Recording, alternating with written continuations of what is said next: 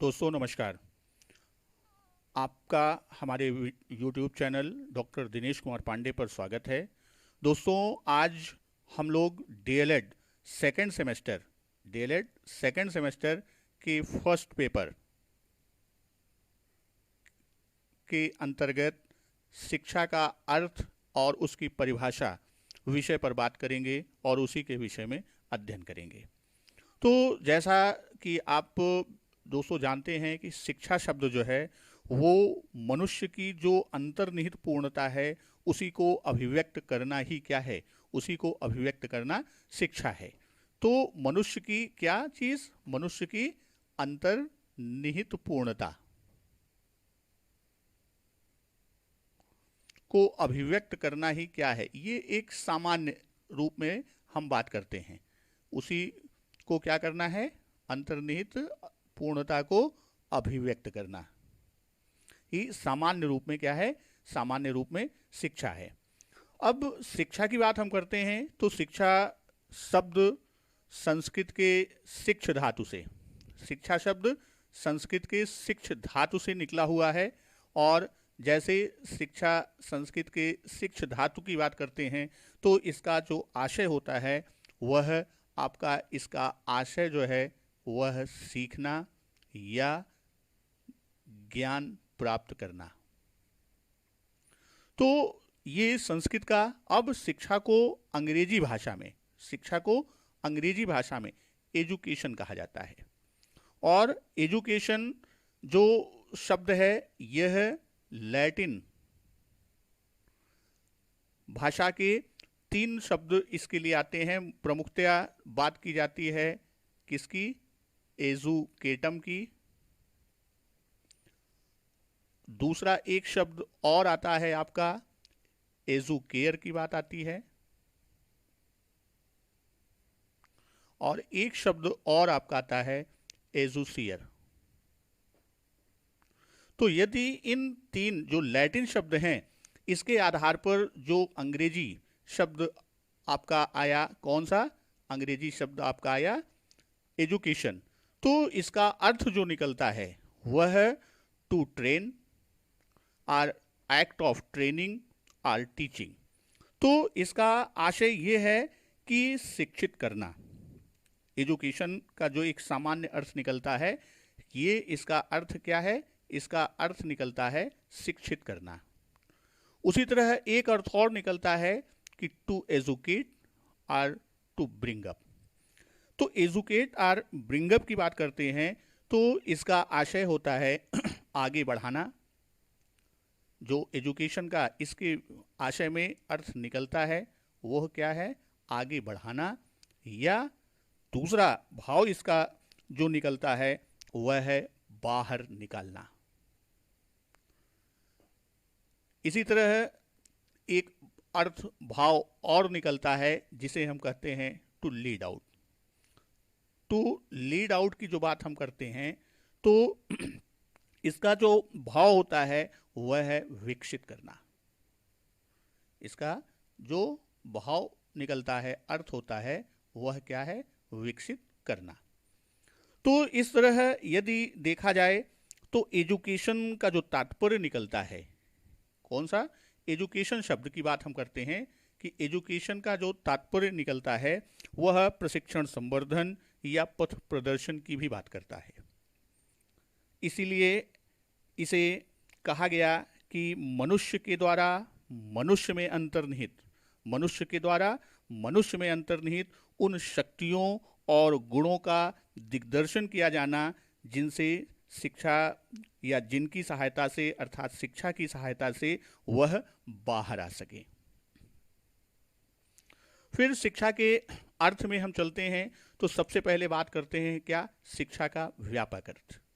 तो व्यापक अर्थ में जैसे जेएस मैकेंजी महोदय का कथन है कि व्यापक दृष्टि से शिक्षा, व्यापक दृष्टि से शिक्षा जीवन पर्यंत चलने वाली प्रक्रिया है और जीवन के प्रत्येक अनुभव के द्वारा इसका विकास होता है। इसका क्या होता है, विकास।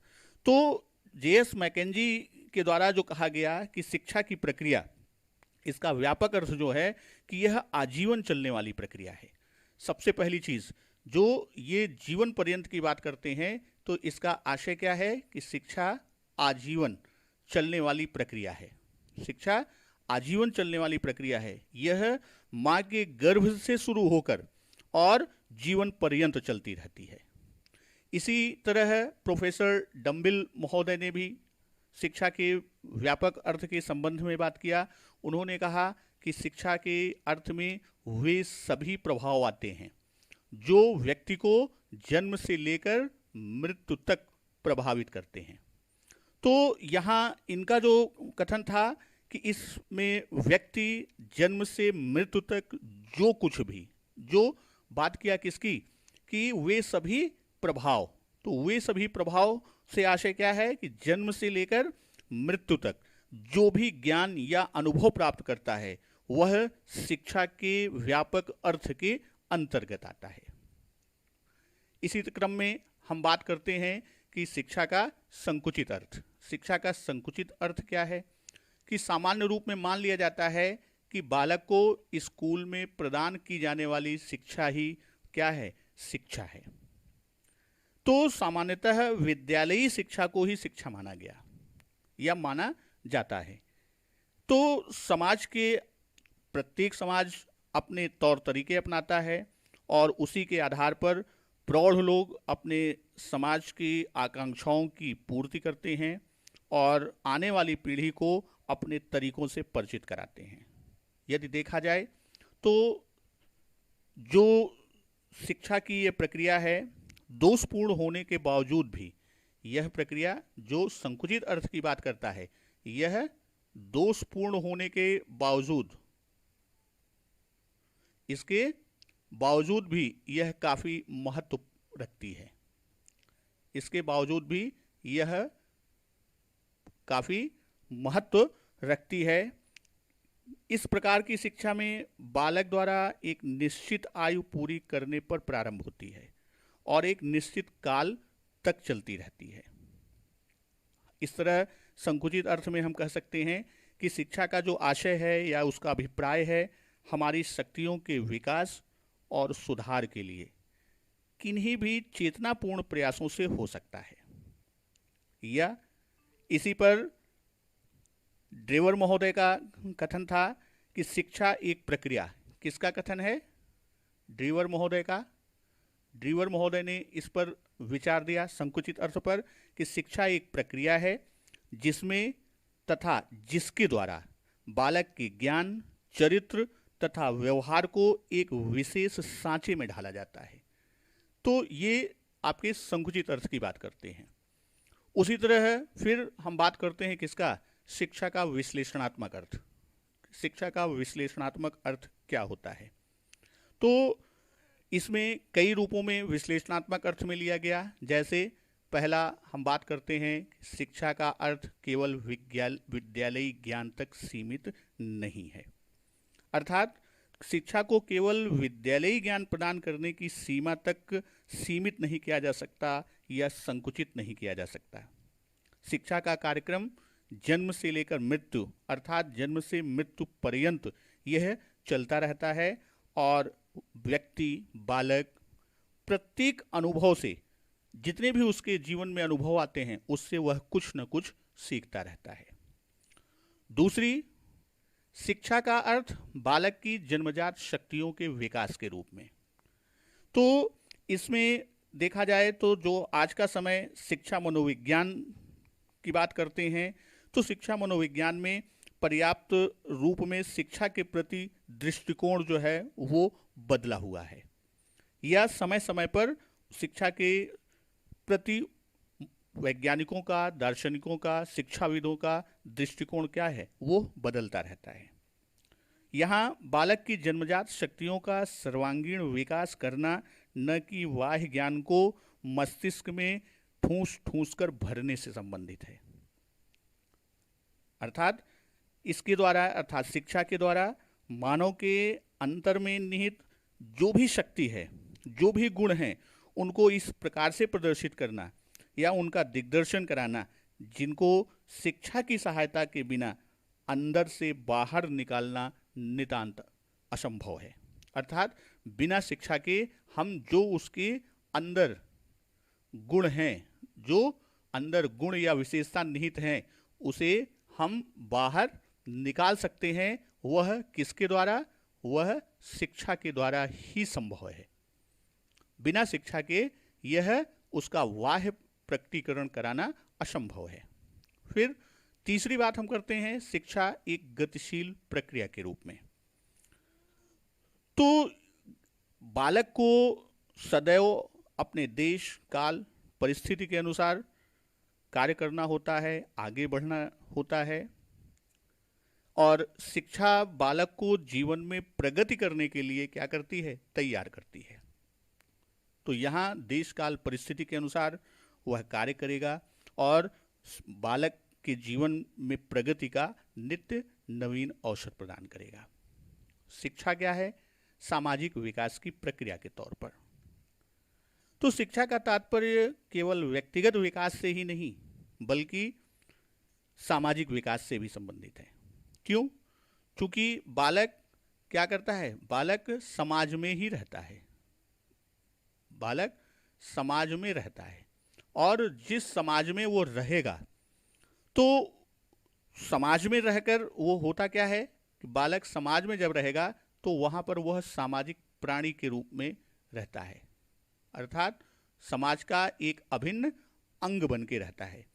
और सामाजिक विकास का जो है करने के लिए, अगर उस सामाजिक विकास बालक में होना है, तो वह शिक्षा के द्वारा ही, यानी यह प्रक्रिया जो सामाजिक विकास की प्रक्रिया जिसे हम समाजीकरण के नाम से भी जानते हैं, तो वह किसके द्वारा संभव है? वह शिक्षा के द्वारा, अर्थात बिना शिक्षा के यह कार्य संभव नहीं हो सकता।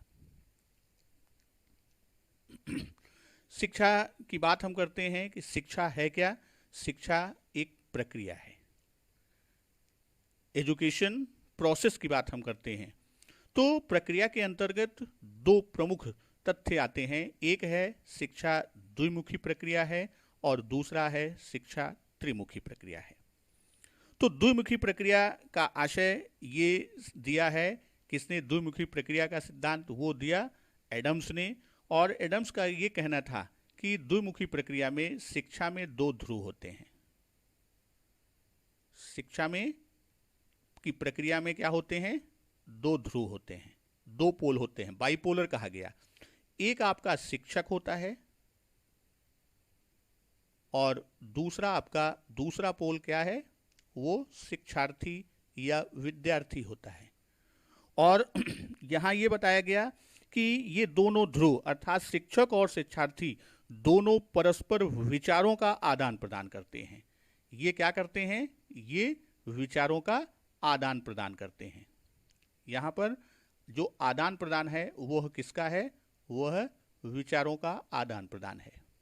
तो ये विचारों का क्या करते हैं? आदान प्रदान करते हैं, और जिसके द्वारा शिक्षा की प्रक्रिया गतिमान होती है। इसी आदान प्रदान, जो विचारों का क्या करते हैं? आदान प्रदान करते हैं, और इसी आदान प्रदान के कारण, इसी के कारण क्या होती है? शिक्षा की प्रक्रिया गतिमान होती है। तो एडम्स ने इसीलिए शिक्षा को क्या कहा? शिक्षा क्या है? द्विमुखी प्रक्रिया है, बाइपोलर प्रोसेस है। इसी के संबंध में रॉस महोदय ने भी द्विमुखी प्रक्रिया के संबंध में रॉस महोदय ने भी कहा कि चुंबक के समान, किसके समान? चुंबक के समान शिक्षा में भी दो ध्रुवों का होना आवश्यक है। कि किसके समान? चुंबक के समान शिक्षा में भी दो ध्रुवों का होना आवश्यक है।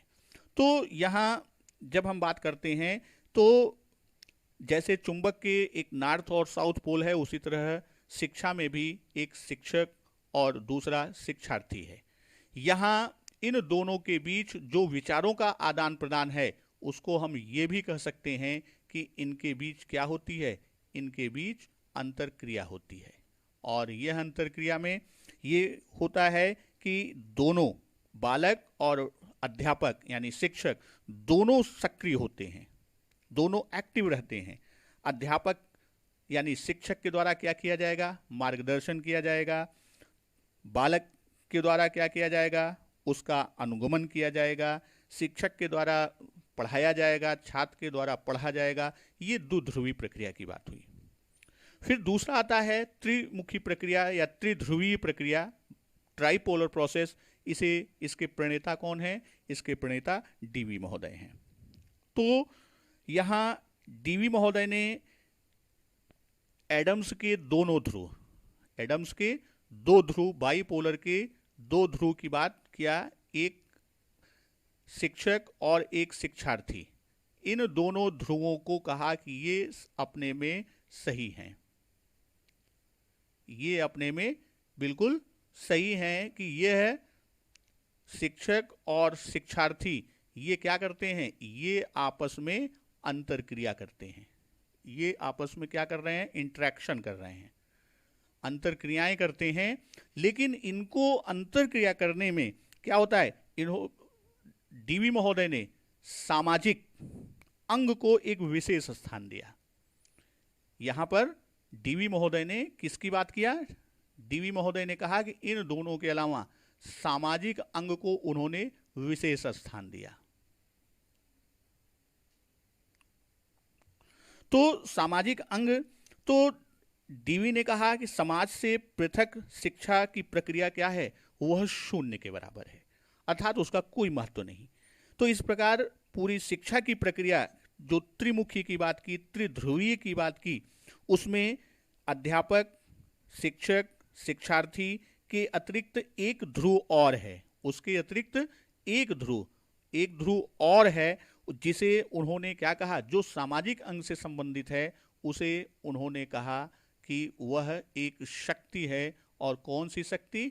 वह सामाजिक शक्ति के रूप में बात किया कि तीसरी ध्रुव सामाजिक शक्तियों के रूप में माना। किंतु देखा जाए तो इन शक्तियों का विकास सामाजिक सहयोग के बिना क्या होता है? सामाजिक सहयोग के बिना जो है वह असंभव होता है।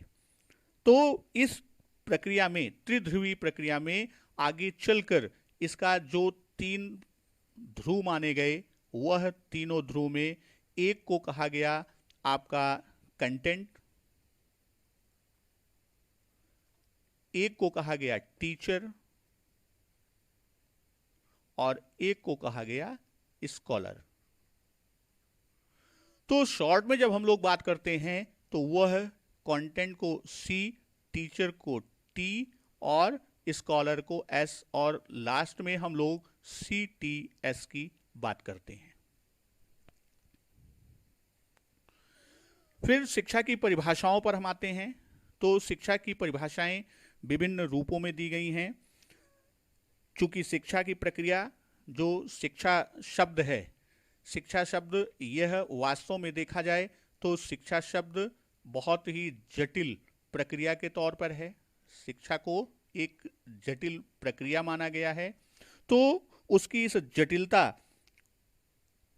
की बात करें या जटिलता का जो आशय है वो इस आशय में भी कह सकते हैं कि क्यों जटिल है? क्योंकि शिक्षा की प्रक्रिया अत्यधिक व्यापक है और परिभाषाओं को किसी एक सीमा में बांधना अत्यंत कठिन है, दुष्कर है। विभिन्न शिक्षा शास्त्रियों ने, मनीषियों ने और विभिन्न अन्य विद्वानों ने अपने अपने तरीकों से शिक्षा को परिभाषित किया और उनको विभिन्न खंडों में हम लोग व्यक्त करते हैं। जैसे शिक्षा, सबसे पहले हम बात करते हैं किसकी? शिक्षा क्या है? शिक्षा जन्मजात शक्तियों को व्यक्त करने की प्रक्रिया के रूप में, अर्थात इसके अंतर्गत जो भी शिक्षाविद, दार्शनिक, मनीषी इस पर परिभाषाएं दिया है, उन्होंने प्रमुख रूप से क्या माना है? वह जन्मजात शक्तियों को व्यक्त करने वाली प्रक्रिया के रूप में माना। इसमें सबसे पहले नाम आता है पेस्टोलॉजी का। पेस्टोलॉजी ने कहा कि शिक्षा मनुष्य की समस्त जन्मजात शक्तियों का क्या है? स्वाभाविक, समरस और प्रगतिशील विकास है। वहीं फ्रॉबेल महोदय ने शिक्षा वह प्रक्रिया है जिसके द्वारा बालक अपनी आंतरिक शक्तियों को बाहर की ओर प्रकट करता है। वहीं सुकरात महोदय ने परिभाषित किया कि शिक्षा का अर्थ है प्रत्येक मनुष्य के मस्तिष्क में अदृश्य रूप से विद्यमान संस्कार के सर्वमान्य विचारों को प्रकाश में लाना। अर्थात जो उसके अंदर अदृश्य रूप में विद्यमान शक्ति है या गुण है, विशेषता है, उसे क्या करना है, उसे संसार के सम्मुख प्रकाश में लाना है। वहीं विवेकानंद महोदय ने शिक्षा को परिभाषित किया, मनुष्य की अंतर्निहित पूर्णता को अभिव्यक्त करना ही क्या है, शिक्षा है। अब बात करते हैं कि शिक्षा क्या है। शिक्षा को परिभाषित किया जो मनोवैज्ञानिकों ने, वह व्यक्तित्व के विकास की प्रक्रिया के रूप में परिभाषित किया कि शिक्षा क्या है, व्यक्तित्व के विकास की प्रक्रिया के तहत। तो इसमें जो परिभाषा दिया, सबसे पहले टैगोर महोदय की परिभाषा है।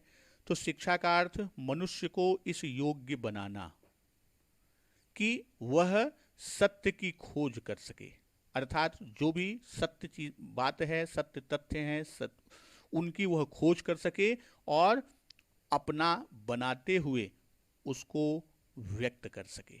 अर्थात वह उसको अपना बनाते हुए, कहने का आशय कि वह उसे अपनाते हुए और उस पर अपने कार्य व्यवहार को व्यक्त कर सके। दूसरी परिभाषा आपकी है कांट महोदय की। तो शिक्षा व्यक्ति की उस पूर्णता का विकास है जिसकी उसमें क्षमता है। वहीं टीपी नंद महोदय ने परिभाषित किया है कि शिक्षा बालक की वैयक्तिकता का पूर्ण विकास है, जिससे वह अपनी पूर्ण योग्यता के अनुसार मानव जीवन को मौलिक योगदान दे सके, मानव जीवन को मौलिक योगदान दे सके। फिर आता है कि शिक्षा समूह में परिवर्तन के अर्थ में। शिक्षा को परिभाषित किया समूह में परिवर्तन के तात्पर्य में। इसमें ओटावे महोदय की परिभाषा है कि शिक्षा की संपूर्ण प्रक्रिया व्यक्तियों और सामाजिक समूहों की अन्योन्य क्रिया है, जो व्यक्तियों के विकास के लिए कुछ निश्चित उद्देश्यों से की जाती है। वहीं बी.एन. झा महोदय ने परिभाषित किया कि शिक्षा एक प्रक्रिया है और एक सामाजिक कार्य है जो कोई समाज अपने हित के लिए करता है,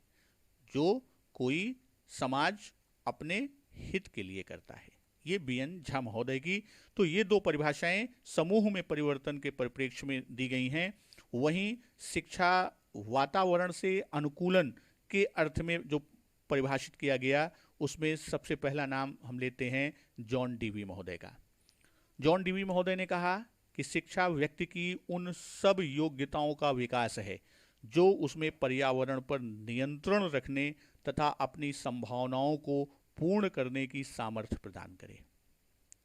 अर्थात पर्यावरण पर नियंत्रण करने की क्षमता और जो भी उसकी संभावनाएं हैं उसे पूर्ण करने की जो शक्ति या सामर्थ्य मिलती है, वह क्या है, वह वही योग्यताएं, व्यक्ति के अंदर निहित योग्यताएं हैं जो कि शिक्षा के रूप में व्यक्त होती हैं। फिर दूसरी परिभाषा की बात हम करते हैं किसकी, जेम्स महोदय। शिक्षा कार्य संबंधी अर्जित आदतों का संगठन है जो व्यक्ति को उसके भौतिक और सामाजिक वातावरण में उचित स्थान देती है।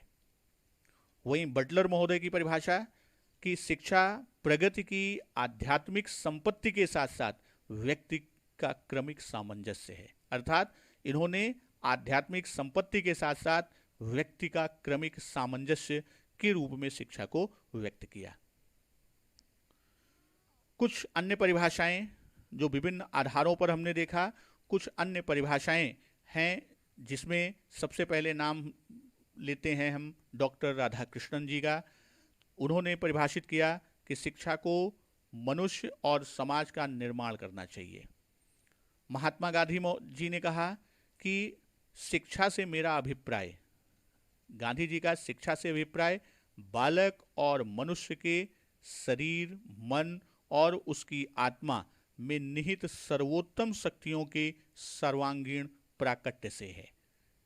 अर्थात जो उसके अंदर शरीर, मन या आत्मा में जो भी सर्वोत्तम शक्ति है, उसका सर्वांगीण प्राकट्य यानी सभी रूप में, यानी सभी अंगों से, सभी भागों से उसका प्राकट्य हो सके, वह प्रकाश में लाई जा सके। अरस्तु महोदय ने तो बहुत ही सरल शब्दों में कि स्वस्थ शरीर में स्वस्थ मस्तिष्क का निर्माण ही शिक्षा है। अर्थात स्वस्थ शरीर होगा तो स्वस्थ मस्तिष्क होगा, और स्वस्थ मस्तिष्क का निर्माण करना ही क्या है, शिक्षा है। वहीं हर्बर्ट स्पेंसर महोदय ने परिभाषित किया कि शिक्षा का अर्थ अंतर्निहित शक्तियों का बाह्य जीवन से समन्वय स्थापित करना, कि व्यक्ति के अंदर जो अंतर्निहित शक्तियां हैं उसका बाह्य जीवन से समन्वय स्थापित करना ही क्या है, वह शिक्षा है। तो दोस्तों, आज के खंड में शिक्षा का अर्थ और परिभाषा की बात किया। अगले खंड में हम इससे